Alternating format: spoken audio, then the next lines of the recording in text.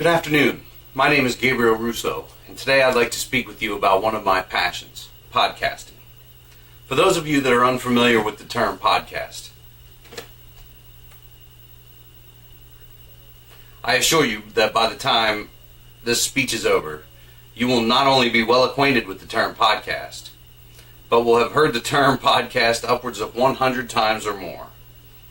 Hopefully that little fact has wet your whistle for finding out just what a podcast is all about. Well, if that's the case, then you're in luck.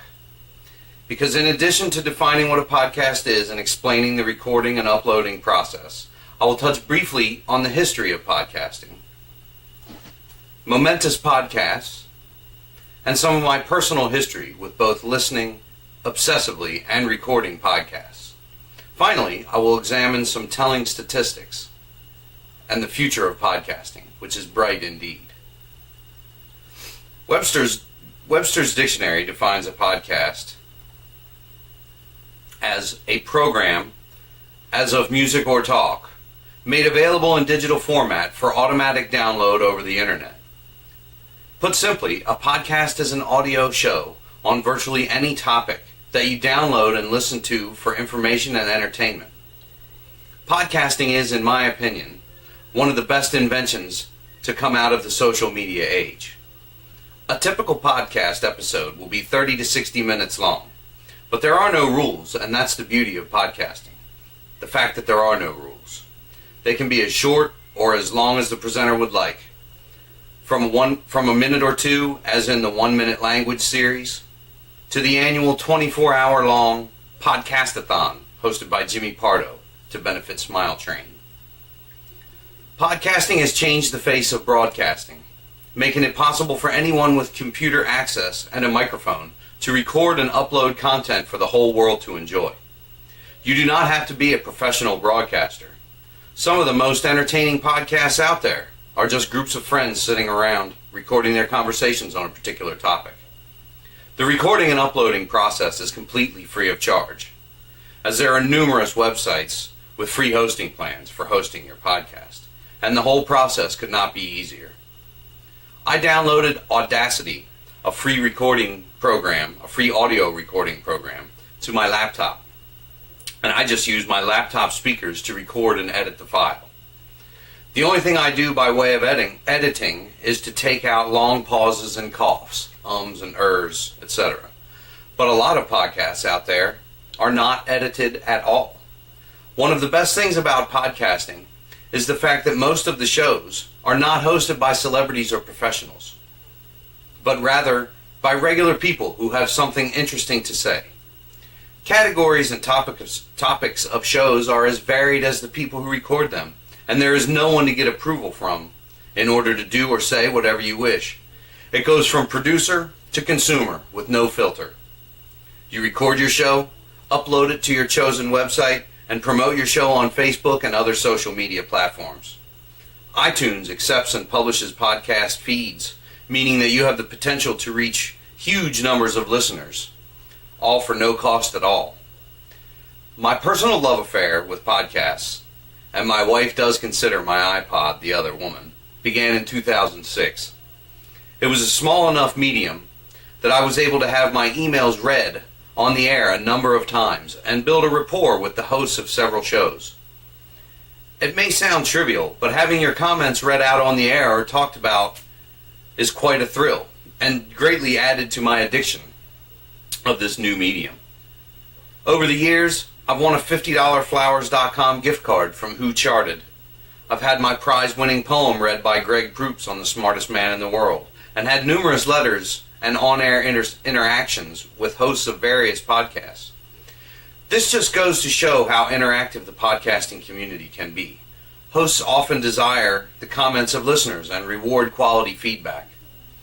There is no other entertainment medium that has such close-knit relations with its fans, and you can really feel like a real friendship has developed with these people whom you have never met. When comedian Tig Notaro, one of the hosts of Professor Blastoff, revealed her breast cancer diagnosis on the air, I felt like a family member had done so.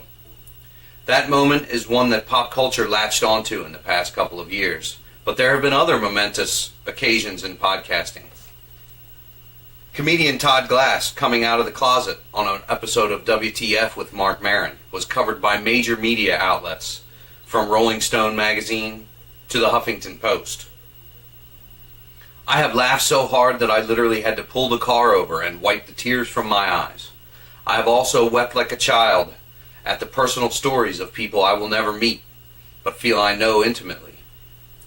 Podcasters use their shows to promote various agendas, from the personal or business, such as an upcoming gig or appearance, to the promotion of an idea or to educate on a topic. They have found numerous ways to monetize their shows. Everything from episode sponsorship and on-air shout-outs to live theater shows, where a podcast will be recorded before a live audience. More and more companies are using podcasts to advertise to a very select, passionate audience. Research has shown that 65% of podcast listeners have bought from a sponsored ad on a show that they love. Audible.com, Amazon.com, AdamandEve.com, and Stamps.com are only a few of the billion-dollar companies that have been advertising for years on podcasts. And the list goes on and grows all the time. It's a fine line between selling some advertising and alienating your audience by becoming too commercial. But so far that has not happened. And according to Jeff Ulrich, Earwolf CEO, whose ad revenues topped $1 million, quote, in 2012, Earwolf went from 1.8 million downloads a month to 4.6 million downloads per month. So the medium is growing all the time. Podcasts have recently begun making the move to television, as numerous shows currently on TV started as podcasts. Shows like Maron and Comedy Bang Bang on IFC and Comic Book Men on AMC all started as podcasts. And the network executives took notice of their popularity and put them on television. Not that television is the end goal. Indeed, television has all but abandoned intellectually stimulating programming. But in podcasting, these types of shows, such as Dan Carlin's Hardcore History, an often 4-hour history podcast, are thriving. The passion of the presenter is one of the reasons podcasting has become so popular. You can find a show on virtually any topic that interests you and build a relationship with someone who is just as passionate about that topic.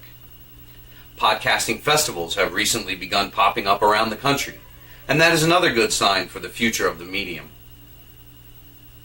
They build the notoriety of the medium and allow the fans to meet their favorite presenters.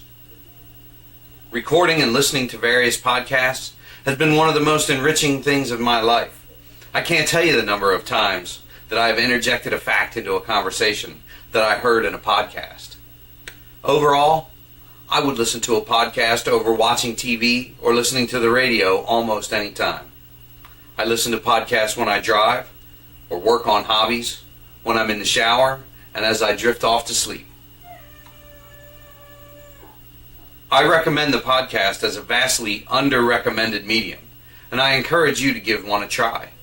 Even better, gather some friends and record a podcast for yourself. Someone out there will definitely give it a listen, and you might just have some fun and make some new connections. Thank you.